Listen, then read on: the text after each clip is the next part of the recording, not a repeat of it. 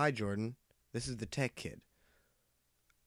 I just wanted to let you know that while watching one of your videos of the making of Deep Space Turtle Chase, I saw you said something about a dynamic maze that can change. And I thought that was a really good idea, and so I made one. Well, not really a full one, just a proof of concept. Here's what it does.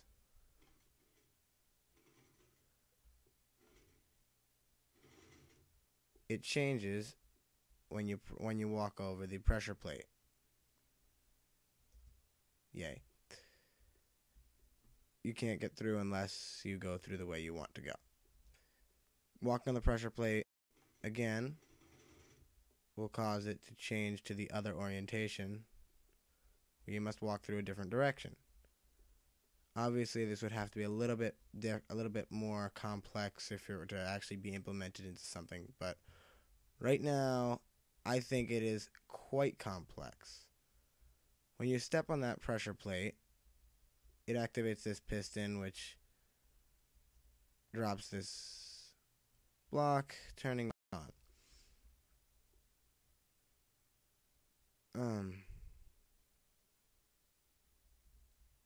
I really don't know what that is. The first place that goes is here, to the block swapper. When the glass is down, the current is cut off, as you probably know. And when the cobblestone is down, like that, when the cobblestone is down, the current comes through. Where that current goes is over here to an AND gate, which probably doesn't need, it's a NAND gate, which probably does not need to be here. I could easily just use an inverter, which I will actually fix. Sorry about this.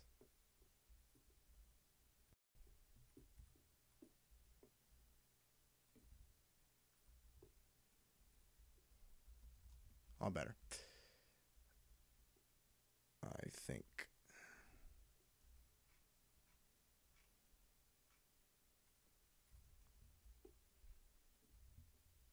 There, just to be safe. Okay. When that goes through, when that's off, that current does not travel over here. Let me change that.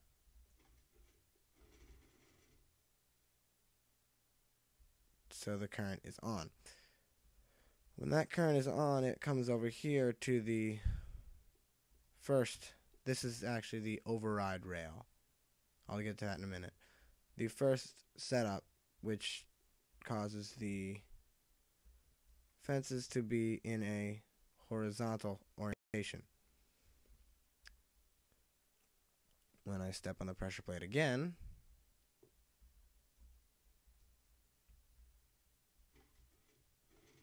it switches, and the power no longer flows there, but it still flows this way.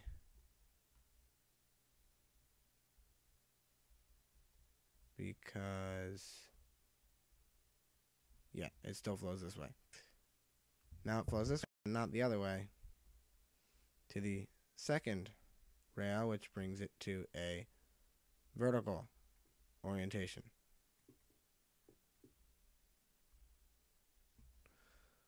Now the override rail. Actually, in order to expand this, it would really just have to go more this way. Like really far this way. Because this is just one. This is... How many is this? Okay. You should know how many are in there. It's 12 pistons. This is just 12 pistons for a very simple system. This would have to be so much more complex and probably have to go down a lot with a lot of redstone torches and the like. The override rail, let me get to that. The override switch is right here. When that is pressed, there's another piston activator here. It goes to an AND gate, which the inputs are an inverted form of the override. If there's a signal coming to the override or not going to the override, half of this will be active, the other half will not. And the other input is the switch. This will activate the override. When the override is active, that all this does is goes under here through an inverter and up to this piston and is active for a moment, completing this circuit and allowing the override rail to be active. When all of them are active, these are all down. To deactivate the override, you'd simply step on the initial pressure plate. This works because the deactivator for the override, this is really just a piston RS NOR latch. All this is just another inverter underneath, which is from over here. This is just an extended AND gate, which the inputs are the pressure plate, the initial pressure plate, and the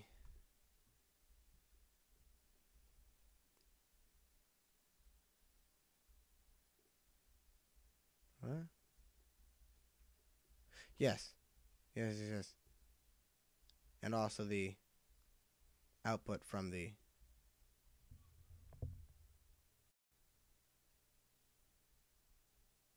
output from the override. If it is off, let me turn on the override again.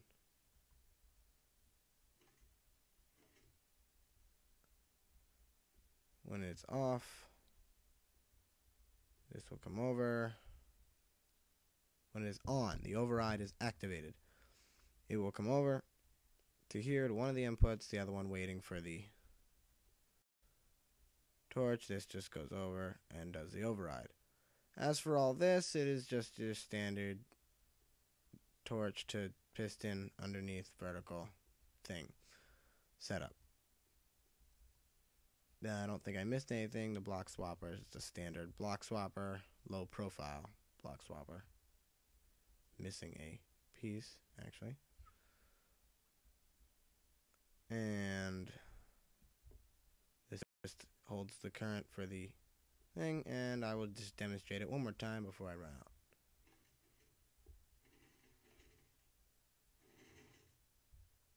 The first time, after the override is complete, when you step on it, it switches one, then goes to the other, only the first time. And I just have these little pieces of fence on the wall to make it so you can only get through one direction each way. Alright? Hope you like it. I think I made it a little bit more complex than it needs to be, but probably not. I really like it. Hope you do too.